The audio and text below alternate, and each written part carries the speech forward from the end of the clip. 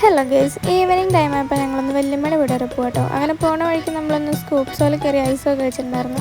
അങ്ങനെ നമ്മൾ നേരെ വല്യമ്മയുടെ വീട്ടിലെത്തിയിട്ടോ. അങ്ങനെ കണ്ടപാടെ ചെക്കനൊക്കെ എടുത്ത് കുറച്ച് നേരം കളിപ്പിച്ചിട്ടുണ്ടായിരുന്നു.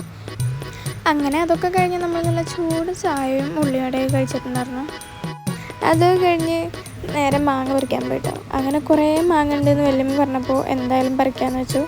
അങ്ങനെ കുറേ എണ്ണം പഴുക്കാനും കായ മാങ്ങകളായിരുന്നു. കൈ കൊണ്ട് പറിക്കാൻ പറ്റുന്നതൊക്കെ അങ്ങനെയും പറിച്ചു. ബാക്കിയൊക്കെ നമ്മൾ തോട്ടി വെച്ച് പറിച്ചിട്ടുണ്ടായിരുന്നു കേട്ടോ. അങ്ങനെ പറിച്ച മാങ്ങകളൊക്കെ നമ്മൾ പെറുക്കിയെടുത്തിട്ടുണ്ടായിരുന്നു. അങ്ങനെ നമ്മൾ നേരെ വല്യമ്മയുടെ കുട്ടൂനെ കാണാൻ വേണ്ടി പോകട്ടോ.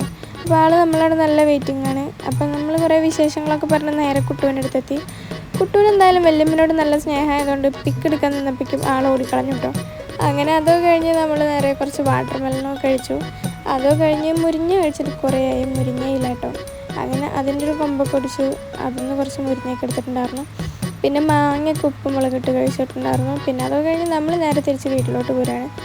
അങ്ങനെ വീട്ടിലെത്തി അമ്മയ്ക്ക് കൊണ്ടുവന്ന സാധനങ്ങളൊക്കെ കാണിച്ചു കൊടുത്ത് നമ്മൾ ഫുഡും കഴിച്ച് കിടന്നുറങ്ങി. അത്രയുള്ളൂ ഗൈസ്, ബൈ.